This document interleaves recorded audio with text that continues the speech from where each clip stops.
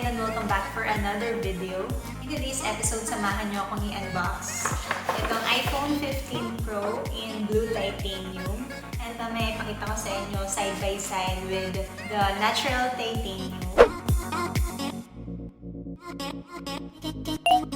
The whole iPhone 15 lineup was released on September 12, 2023. Nandun yung iPhone 15, iPhone 15 Plus, iPhone 15 Pro, and iPhone 15 Pro Max. And alongside with the iPhone 15 series, nirelease din nila yung bagong Apple Watch Ultra, which is the second generation Apple Watch Ultra, and the Apple Watch Series 9. So in this vlog, we'll talk about the iPhone 15 Pro, which I have right now.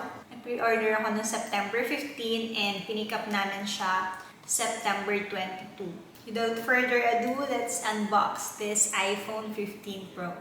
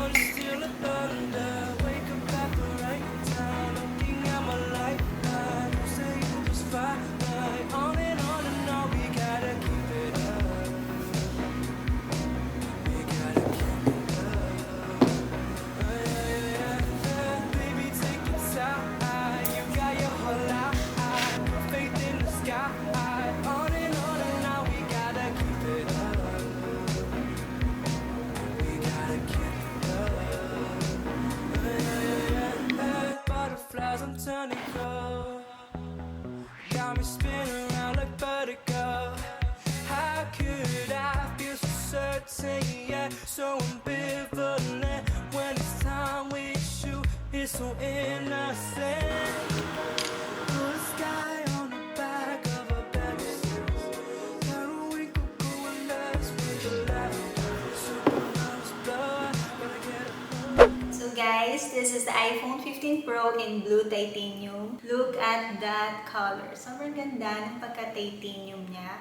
Nandito ako sa US right now. The iPhone 15 Pro is priced at $999 for the 128 gig. And as far as I know, sa Philippines, nasa 70,990 siya i-release sa Power Mac. And itong iPhone na to is 256 gigabytes, which is $1,099 here. And in the Philippines, it's priced at 77,990 pesos. The iPhone 15 Pro, feeling ko siya talaga yung fit sa kamay ko. Actually, medyo nalalakihan pa talaga ako sa kanya. And lalo naman yung Pro Max, kaya no ako sa Pro Max. Sobrang laki na niya para sa kamay ko. This is 6.1 inches.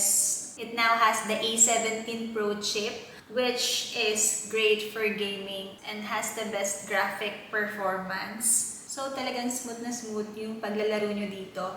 And of course, the refresh rate is sobrang bilis. Sobrang nagustuhan ko yung titanium casing niya, which is first for the iPhone, which also means stronger casing. And syempre, mas sturdier siya, lalo na kapag lagi natin siya nababagsak. Guilty ako dyan. And napansin ko na mas lighter din talaga siya.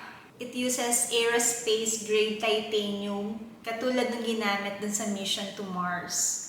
Secret lang natin yung Mars. And of course, let's not forget the new action button ng iPhone 15, which replaced the silent switch dito sa left upper nitong iPhone. You can customize it with your favorite feature ng iPhone, like silent, camera, focus, You just have to press and hold to activate. Yan. Ngayon kasi naka-silent yung nakaset dito. So, nag-silent mode siya. Ayan, ngayon, naka-ring na ulit.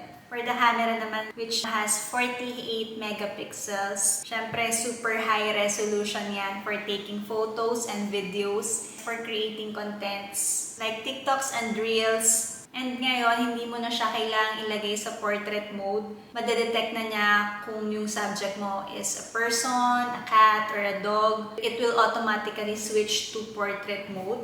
So, it will automatically create the blur effect. And now guys, first on the iPhones again, it now has the USB-C charging port. I think sabi ng Apple by next year dapat lahat ng charging port nila is maging USB-C na. So it now includes the USB-C to USB-C cable, which makes the data transfer faster. Also, natuwa rin ako dun sa bagong feature ng iPhone 15, which is the precision finding. Find my friends. Para siyang yung sa AirTag na makikita mo talaga kung nasan na, kung gano'n nakalayo yung AirTag mo. And now, pwede mo nang i-track yung friend mo, yung iPhone nila. Of course, if they allowed it, yeah, you can track them. So, it's good kung gusto mo i-track yung asawa mo, yung anak mo, diba? But remember guys that it only works sa iPhone series. Maybe in the next updates, siguro sa iOS 18 and up, they'll incorporate din yon sa mga previous iPhones. Speaking of upgrades, it now has the iOS 17, which sobrang daming features na bago. One of my favorite is yung contact poster, which yung parang picture mo na lumalabas whenever tatawag ka dun sa friend mo or sa family member mo, na yun yung lalabas dito sa screen. And also the name drop, which tinry na namin and sobrang natuwa ako. Para siyang makikita mo nagtatransfer talaga ng data. Kasi nag-airdrop ako and hindi mo na kailangan ngayon i-connect siya. Pagpatungin mo lang yung phone like that and automatic siyang magtatransfer na. And yan, meron siyang ganung effect. Then you can also create live stickers na pwede mo i-send sa iMessage. I don't know if pwede na rin siya sa Messenger, sa Facebook Messenger, but I'll try that. Apple still promised the all-day battery life, up to 23 hours video playback on the iPhone 15 Pro. And lastly, na-appreciate ko yung efforts and steps ng Apple. Pinanood ko kasi yung live event nila and sobrang nakakatuwa kasi they're making an effort talaga. Like dito sa iPhone, they now have 100% recycled cobalt in the battery, gold in the USB-C connector, and copper foil in the MagSafe charger. And itong packaging ng iPhone is 99% made of fiber-based materials with 100% recycled or responsibly sourced fibers. And of course, diba, I think, saan ba nila sinimulan yan? From iPhone 11 yata na wala ng mga plastics itong box ng iPhone. So, in 2023, they promised na all of their products will be carbon neutral na. And right now, yung mga stores nila, yung kanilang mga offices and data centers are all carbon neutral. So, sobrang natutuwa talaga ako doon sa steps na yon ng Apple. So, di ba ito yung blue na iPhone 15 Pro, blue titanium, and I also have here the natural titanium naman. It's also the iPhone 15 Pro. Ayan siya, side by side. At first, I think mas pinromote ng Apple itong color na to, yung blue titanium, kasi dun sa live event nila, parang ganito yung color ng theme nila. But then, for most of the people na nag-order, I think mas nagustuhan talaga nila itong natural titanium. But of course, kanya-kanyang preference yan. And actually, na nag-pre-order kami, mas mabilis na ubos itong natural titanium. As in, parang first hour pa lang ubos na yung ganitong kulay sa 128 and 256 na gigabyte storage. So, this is the iPhone 15 Pro. So, yun lang guys for today's video. I hope nagustuhan nyo itong video na to. I'll try to make more videos, more tech videos na ulit kasi right now halos puro vlogs yung ina-upload ko.